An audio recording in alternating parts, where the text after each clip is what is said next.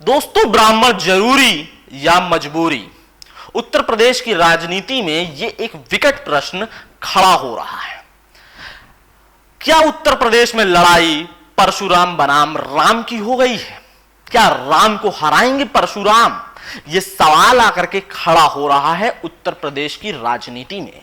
और यह सवाल सर्वप्रथम कहां से खड़ा होता है? विकास दुबे हत्याकांड के बाद। विकास दुबे हत्याकांड के बाद दोस्तों, जिस तरीके से ब्राह्मण कार्ड की कोशिशें लगातार इस समाज में हो रही हैं, वो उत्तर प्रदेश की राजनीति को प्रभावित करती हुई नजर आ रही हैं।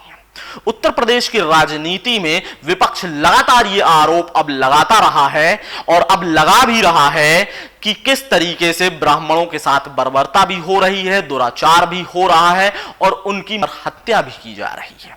और इस तरीके के संगीन आरोप जब सरकार के ऊपर खड़े हो रहे हैं, तो सरकार इन पर क्या चुप्पी साधे हुए है या उन सवालों से बचती हुई नजर आ रही है उत्तर प्रदेश में योगी सरकार?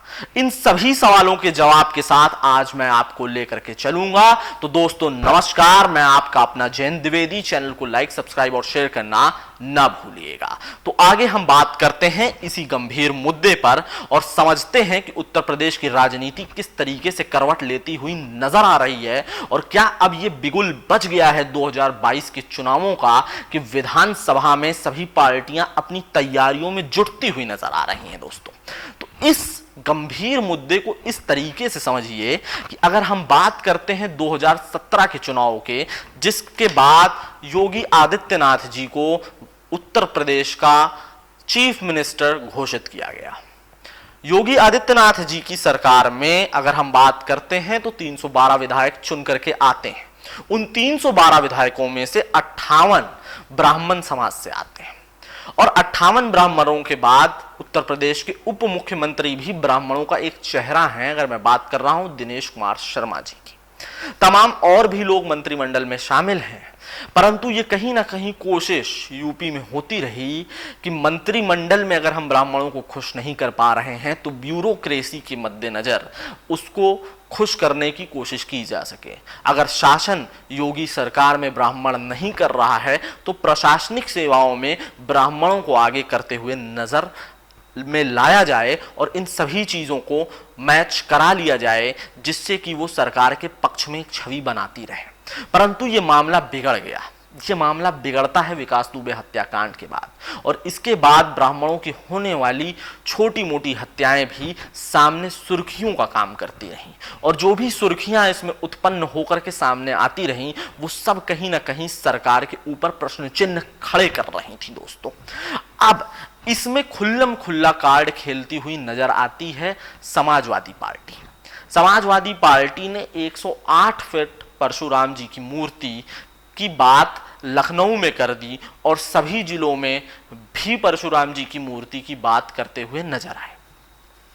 तो अगर हम बात करते हैं समाजवादी पार्टी के इस स्टैंड की, तो इस स्टैंड को काटते हुए कहीं ना कहीं नजर आती है बहुजन समाज पार्टी और बहुजन समाज पार्टी भी कहीं ना कहीं इस बात को कह देती है कि ब्राह्मणों के साथ जो दुराचार हुआ है और विकास दुबे हत्याकांड की बात पर भी मायावती जी ने ट्वीट किया है। मैंने यहां डालने का काम भी उसको किया है।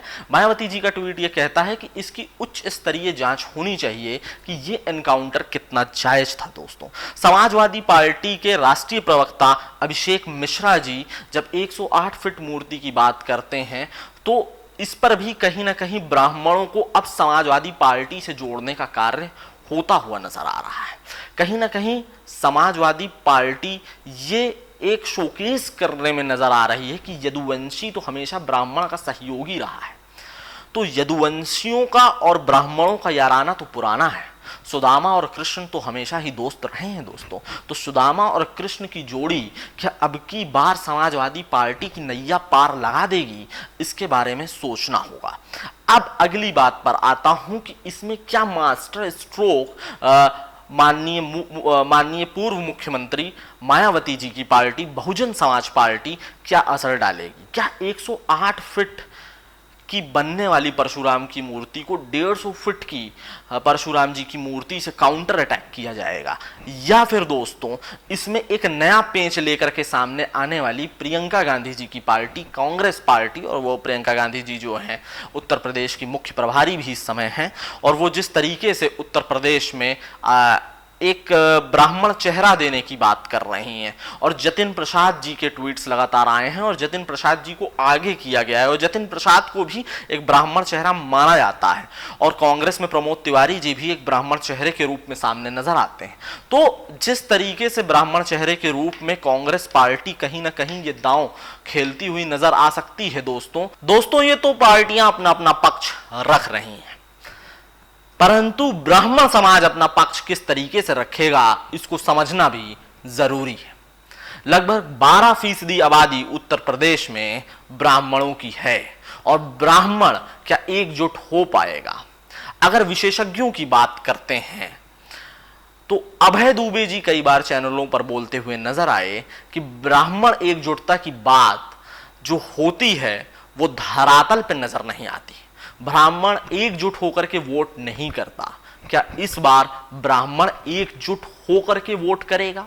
और क्या ब्राह्मण परशुराम जी के लिए वोट करेगा, या भगवान राम के लिए वोट करेगा, या फिर उत्तर प्रदेश में ब्राह्मण मुख्यमंत्री के लिए वोट करेगा? यह भी एक सोचने वाला विषय है कि क्या कई और पार्टियां भी कांग्रेस या कांग्रेस के सिवा या समाजवादी पार्टी भी कहीं ना कहीं ब्राह्मणों को कोई बड़ा पद देने की वकालत कर सकती हैं, और उसमें कहीं ना कहीं ये एक बहुत बड़ा ऐलान हो जाएगा अगर मुख्यमंत्री का चेहरा ब्राह्मण घोषित कर दिया जाए। तो क्या ये सभी चीजें भारतीय जनता पार्टी की राजनीति को उत्तर प्रदेश में पूर्ण रूप से उलटने का कार्य कर देंगी? दोस्तों इस पर एक सवाल खड़ा होता है, और इस सवाल के साथ आज आपको छोड़ करके जा रहा हूं, और आप अपनी राय जरूर दें कि उत्तर प्रदेश में ब्राह्मण नामक ये जो ऊंट है ये किस करवट बैठेगा। जय भारत, जय हिंद।